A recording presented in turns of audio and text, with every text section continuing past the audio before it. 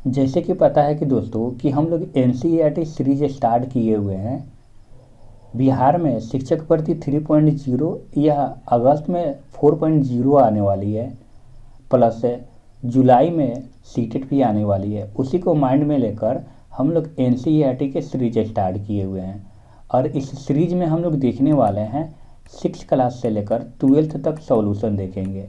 एक एक क्लास और एक एक चैप्टर वाइज हम लोग चलेंगे, ठीक है, और सब्जेक्ट वाइज भी चलेंगे।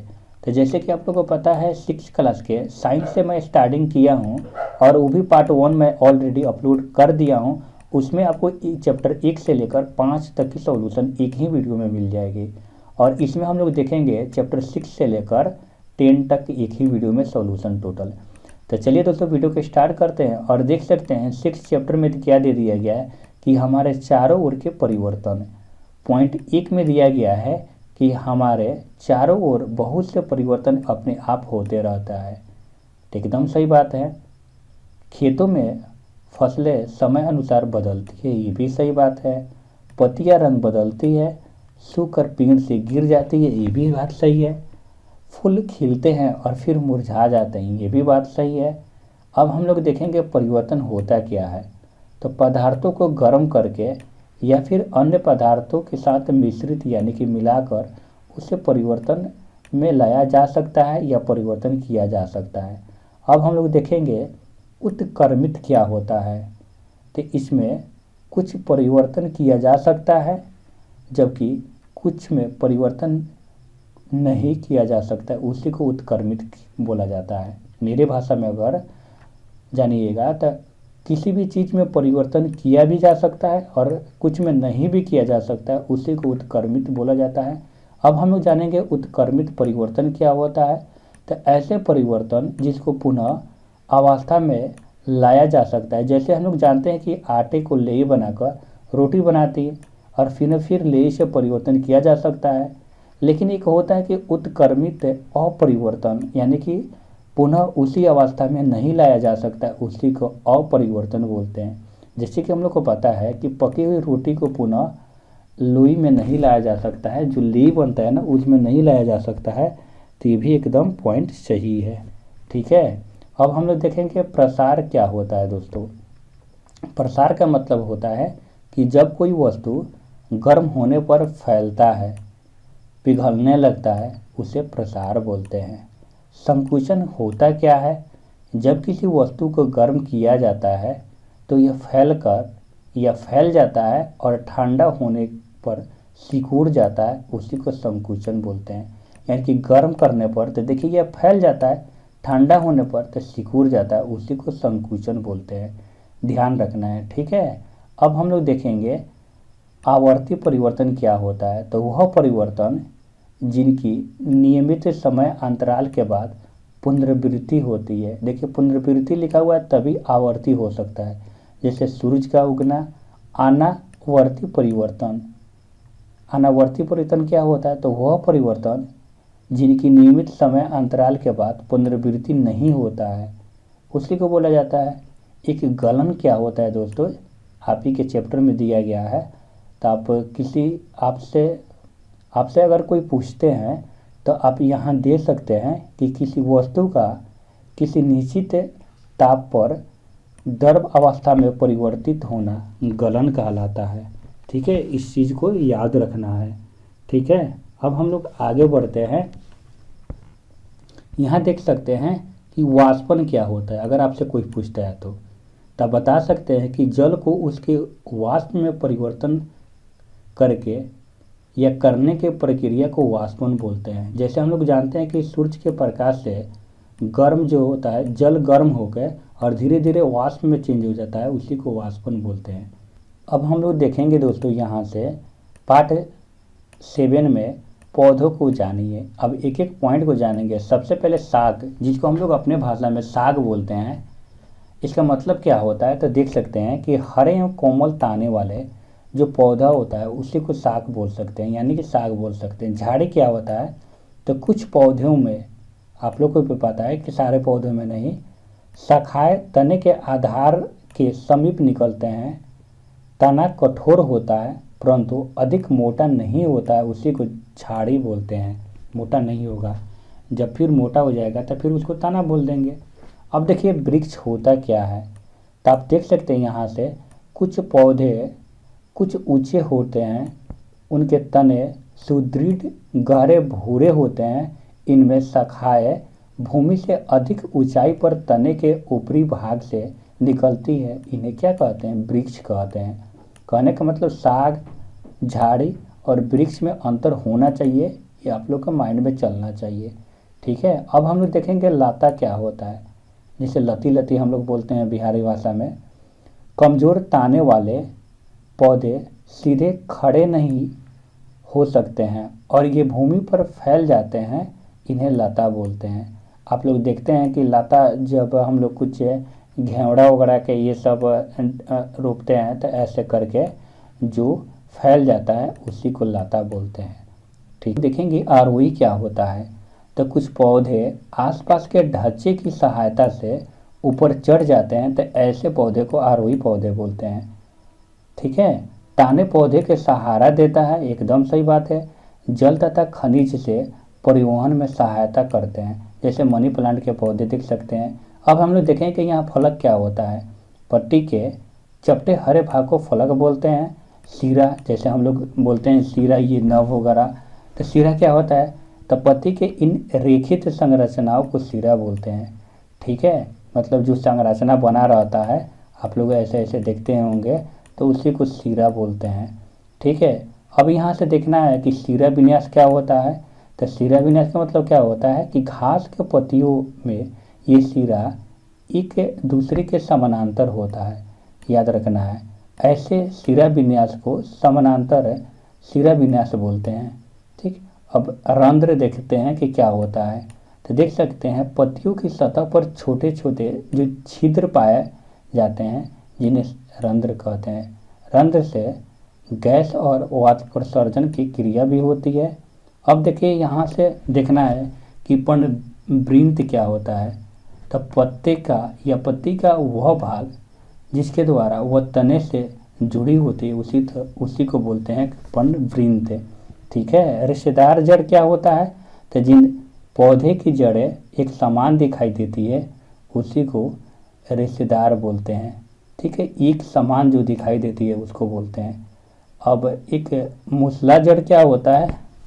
ठीक है, तो मूसला जड़ का मतलब होता है कि जिन पौधे के मुख्य जड़ सीधे मिट्टी के अंदर, सब यहीं पे पॉइंट है आपका, कि मुख्य जड़ जो होता है सीधे मिट्टी के अंदर जाती है और ऐसे जड़ को मूसला जड़ बोलते हैं। अब चैप्टर नंबर 8 देखेंगे यहाँ से, शरीर में हलचल। ठीक है, तो देख सकते हैं यहाँ से कि हमारे शरीर में स्वतः अनेक गतिविधि निरंतर होती रहती है, एकदम सही बात है, कभी रुकता नहीं है। चलना, टहलना, दौड़ना और उड़ना, छलांग मारना, रेंगना एवं तैरना इत्यादि। हम शरीर के विभिन्न भागों को उसी के स्थान से मोड़ अथवा घुमा दे पाते हैं जहाँ पे दो हिस्से एक दूसरे से जुड़े हुए हैं, जैसे ये हाथ वगैरह हो गया। ठीक है, ये उदाहरण के लिए आप देख सकते हैं किहूनी होता है जो कोहनी को बोलते हैं, कंधा होता है या गर्दन वगैरह। अब देखेंगे संधि होता क्या है दोस्तों, तो संधि वाला ग्रामर वाला संधि नहीं होता है, ये जो जोड़ होता है ना उसी को, जैसे लिखा हुआ है कि हम शरीर के विभिन्न भागों को उसी स्थान से मोड़ या घुमा सकते हैं जहाँ परस्पर एक दूसरे से जुड़े हो। इन स्थानों को ही क्या बोलते हैं, संधि बोला जाता है। जैसे यहाँ देखिए एक एक पॉइंट को दिया गया है। कंतु के खली का संधि सभी दिशाओं में गति करता है। अब देखिए यहाँ से घुटना हिंज संधि का ये क्या हो गया, एक उदाहरण हो गया। अचल संधि क्या होता है, तो हमारे सिर के कुछ संधियों में अस्थि हिल नहीं सकती है, ऐसे संधियों को अचल बोलते हैं। अब कंकाल देखेंगे, कंकाल होता क्या है, हमारे शरीर के सभी अस्थियां ठीक इसी प्रकार शरीर को एक सुंदर आकृति प्रदान करने के लिए एक ढांचे का क्या करता है, निर्माण करता है, और इसे ढांचे को क्या बोलते हैं, कंकाल है। जैसे हम लोग को पता है कि किसी न किसी मतलब ये ढांचा के थ्रू ये हमारा शरीर मतलब एक दूसरे से कनेक्टेड है, तो यही ढांचा जो हो गया ये क्या बोला जाता है, इसको कंकाल बोलते हैं। ठीक है, अब नेक्स्ट पॉइंट इसमें दिया गया है पसली पिंजर। तो देख सकते हैं कि पसलियाँ वक्ष की अस्थि और मेरुदंड से जुड़कर एक बक्से की रचना करती है और इस शंकुरूपी बक्से को पसली पिंजर बोलते हैं। ठीक है, जैसे लिखा गया यहाँ पे कि अस्थियाँ एवं उपास्थियाँ संयुक्त रूप से शरीर का कंकाल का निर्माण करती है। ठीक है, तो ये सब पॉइंट सही पॉइंट है। इसी से हिंज संधि क्या होता है, तो ऐसी संधि जो केवल आगे और पीछे एक ही दिशा में गति करती है उसी को हिंज संधि बोलते हैं। यहाँ से देखना है दोस्तों कि केंचुए में गति शरीर के पेशियों के बारी बारी से विस्तरण और संकुचन से होती है। वहीं नेक्स्ट पॉइंट है कि पेशियों के जोड़े के एकांतर क्रम में सिकुड़ने फैलने से अस्थियाँ क्या करती है, गति करती है। और इसी के साथ नेक्स्ट पॉइंट है कि मछली के शरीर पर जो पंख होते हैं ना, वो तैरते समय संतुलन बनाए और फिर दिशा निर्धारण करने में सहायता करते हैं। नेक्स्ट पॉइंट है 9 नंबर चैप्टर, और इसमें दिया गया है कि सजीव एवं उनका परिवेश उद्दीपन हम आसपास में होने वाले परिवर्तन के प्रति अनुक्रिया करते हैं। वातावरण में होने वाले परिवर्तन को उद्दीपन बोलते हैं। अब देखेंगे उत्सर्जन क्या होता है, तो शरीर का अपशिष्ट पदार्थ सजीवों के द्वारा निष्कासन के प्रक्रम को उत्सर्जन बोलते हैं। आवास क्या होता है दोस्तों, तो किसी सजीव का वह परिवेश जिसमें वह रहता है उसी को तो आवास बोलते हैं। अब हम यहाँ से देखेंगे अनुकूलन क्या होता है, तो जिन विशिष्ट संरचनाओं अथवा स्वभाव की उपस्थिति किसी पौधे अथवा जंतु को उसके परिवेश में रहने की योग्य बनाती है उसी को तो अनुकूलन बोलते हैं। कहने का मतलब हम जिस घर में रहते हैं अगर रहने लायक है ही नहीं है तो उसको अनुकूल क्यों बोलेंगे। जहाँ पे सब चीज़ अवेलेबल हो जाए, रहने लायक हो, उसी को तो अनुकूलन बोलते हैं। यहाँ देखिए स्थलीय आवास, ठीक है, और इसमें दिया गया है कि स्थल यानी कि जमीन पर पाए जाने वाले पौधे एवं जंतुओं के आवास को स्थलीय आवास बोलते हैं। उदाहरण के लिए जैसे वन, अब देख सकते हैं घास के मैदान, मरुस्थल, तटीय और पर्वतीय क्षेत्र वगैरह ये सब हो जाएगा। अब यहाँ से देखेंगे दोस्तों कि जैव घटक अजैव घटक क्या होता है, तब पारिस्थितिकी तंत्र के सजीव घटकों को जैव बोलते हैं और इसमें पेड़ पौधे जंतु वगैरह आ जाता है, यानी कि सजीव वाला पॉइंट। अजैव का मतलब क्या होता है, तो यहाँ देख सकते हैं कि किसी पारिस्थितिकी तंत्र में पाए जाने वाले सभी निर्जीव पदार्थ, जैसे कि आप लोग जानते हैं कि निर्जीव में यहाँ देख सकते हैं चट्टान, मिट्टी और फिर आयु, जल वगैरह ये सब। ठीक है, सूर्य का प्रकाश एवं ऊष्मा भी परिवेश के सदैव क्या होता है, अजैव घटक होता है। तो एकदम सही बात है, सूर्य के प्रकाश एवं ऊष्मा के परिवेश जो ऊष्मा देता है, हीट देता है, ये सब अजैव घटक है। ठीक है, अब हम लोग देखेंगे अंकुरन। अंकुरन क्या होता है, तो देख सकते हैं अंकुरन बीज के नए पौधे का प्रारंभ है। जब बीज से अंकुरन निकल आता है तो इसे क्या बोलते हैं, इस प्रक्रिया को अंकुरन बोलते हैं। ठीक है, याद रखिएगा। प्रजनन क्या होता है, तो जीव जंतु प्रजनन के द्वारा अपने समान संतान उत्पन्न करते हैं। ठीक है, कुछ जैसे जंतु जो अंडे से, कुछ होता है शिशु को जन्म देकर। गति का मतलब क्या होता है दोस्तों, सभी सजीव एक स्थान से दूसरे स्थान तक जाते हैं तथा उनके शरीर में अन्य प्रकार की गति भी करते हैं। ठीक है, अब देख सकते हैं यहाँ से कि भोजन सजीव को उनकी वृद्धि के लिए आवश्यक ऊर्जा प्रदान करता है। वृद्धि क्या होता है, जैसे वृद्धि के ये पॉइंट आ गया, तो वृद्धि का मतलब ये होता है कि जंतुओं के बच्चे भी वृद्धि कर वयस्क यानी कि बड़े होते हैं, बुजुर्ग होते हैं, उसको वृद्धि बोलते हैं। श्वसन क्रिया क्या होता है, तो आप यहाँ से देख सकते हैं कि हम वायु से ऑक्सीजन लेते हैं और कार्बन डाइऑक्साइड क्या करते हैं, बाहर निकालते हैं, उसी को बोलते हैं। जैसे देख सकते हैं श्वसन सभी जीव के लिए आवश्यक है। केचुआ त्वचा के द्वारा सांस लेता है, मछली गिल के द्वारा, और पेड़ पौधे देख सकते हैं रंध्र के द्वारा वायु को अंदर लेती है। सजीव में श्वसन, उत्सर्जन, उद्दीपन के प्रति अनुक्रिया, प्रजनन, गति एवं वृद्धि तथा मृत्यु होती है। 10 नंबर चैप्टर में दोस्तों यहाँ दिया गया है कि गति दूरियों के मापन। तो एक एक पॉइंट हम लोग देखेंगे। देखिए यहाँ पॉइंट लिखा गया कि प्राचीन काल में लोग पैदल चलते थे, एकदम सही बात है। जल मार्गों में आने जाने के लिए नाव का उपयोग करते थे। यातायात साधन क्या होता है, तो आने जाने के साधन को यातायात बोलते हैं। जैसे कि हम लोग जानेंगे पहले कि सड़क परिवहन क्या होता है, तो साइकिल, मोटरसाइकिल, कार, बस वगैरह ये सब। ठीक है, वायु में हेलीकॉप्टर, विमान, ये सब हम लोग जानते हैं। जल परिवहन में नाव, स्टीमर और पानी जहाज वगैरह। मात्रक क्या होता है, तो मापने की एक निश्चित राशि को मात्रक बोलते हैं। अब यहाँ पॉइंट दे दिया गया है कि माप के परिणाम जैसे क्या होता है, संख्या में हो सकता है या फिर मात्रक में, यानी कि क्वांटिटी में हो सकता है या फिर नंबर में।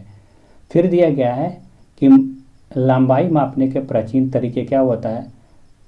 यहाँ देख सकते हैं कि पैर की लंबाई, उंगली की चौड़ाई या फिर हाथ की लंबाई या फिर एक कदम की दूरी वगैरह, ये सब पहले लोग मापते थे, हमारे दादाजी वगैरह ये सब। ठीक है, और लंबाई मापने के आधुनिक तरीका, तो अब हम लोग मापते हैं मिलीमीटर, सेंटीमीटर, मीटर या किलोमीटर में। ठीक है, कुछ पॉइंट यहाँ से देखेंगे कि विश्व के विभिन्न भाग प्रायोगिक इकाई के रूप में। ठीक है, तो क्या क्या हो सकता है, तो आप लोग यहाँ देख सकते हैं कि एक गज में कितने फुट होता है। ठीक है, तो ये देख सकते हैं एक गज में 3 फुट होता है। एक गज में कितना इंच होता है, एक गज में एक एक पॉइंट इसमें हम लोग देख लेंगे। तो एक गज में कितना, यहाँ देख सकते हैं कि 36 इंच होता है। एक गज में कितना क्या होता है, मीटर होता है, तो एक गज में 0.91 मीटर होता है। 100 गज में कितने फुट होता है, तो 300 फुट होता है। एक बीघा में कितने गज होता है, तो 965 गज होता है। देख सकते हैं, जाइएगा तो अलग अलग राज्य में अलग अलग पैमाना वगैरह चलता है। एक गज में कितने स्क्वायर फुट होता है, तो 9 स्क्वायर फुट होता है। अब देखिए फुट जब आ गया, फुट क्या होता है, तो फीट, एक फुट की एक लंबाई, फुट बोलिए या फीट बोलिए, एक लंबाई की इकाई होता है जिसे शाही या फिर अमेरिकी प्रथागत प्रणाली के द्वारा मान्यता प्राप्त है। लिखा हुआ है यहाँ कि साल 1959 में दोनों इकाई अंतर्राष्ट्रीय समझौते 0.3048 मीटर के बराबर माना गया है। ठीक है, अब देख सकते हैं यहाँ से कुछ दिया गया है। अब यहाँ से देखेंगे वक्र रेखा क्या होता है, तो विभिन्न प्रकार की आकृतियों को मापने के लिए धागे का प्रयोग करते हैं और फिर धागे के मापना चाहिए। ठीक है, यानी कि धागा का प्रयोग हम लोग करके उस धागा को माप लेते हैं कि आखिर कितना वो मीटर या सेंटीमीटर, जैसे वृत्तों को मापना। गति क्या होता है दोस्तों, तो लिखा हुआ है कि समय के साथ किसी वस्तु में स्थिति के परिवर्तन को गति बोलते हैं। ठीक, वर्तुल गति क्या होता है, जब कोई वस्तु किसी वृत्तीय मार्ग में गति करती है, तो इसे ही बोलते हैं। जैसे हम देख सकते हैं यहाँ पे घड़ी की सुई, पंखे की, ये सब। आवर्त गति क्या होता है, तो आप लोग को पता होना चाहिए कि जब किसी वस्तु एक निश्चित पथ पर गतिमान हो, एक निश्चित समय अंतराल के बाद बार बार अपनी पूर्व गति को दोहराती है, उसी को तो आवर्त बोलते हैं, यानी कि आना, बार बार आना। ठीक है, जैसे कि हम लोग जानते हैं कि पृथ्वी सूर्य के चारों ओर परिक्रमा 335.5 वहीं दिन में का समय लगाता है और इतने समय अंतराल के बाद अपनी पूर्व गति को दोहराती है, उसी को तो हम लोग आवर्त बोलते हैं। जैसे झूला पर हम लोग झूलते हैं, बार बार आते हैं जाते हैं, फिर घड़ी की सुई देखते हैं। चलिए अब हम लोग नेक्स्ट वीडियो में देखेंगे 11 चैप्टर से लेकर और पूरे 16 तक एक ही वीडियो में हम लोग देख लेंगे। मिलते हैं नेक्स्ट वीडियो में। थैंक्स।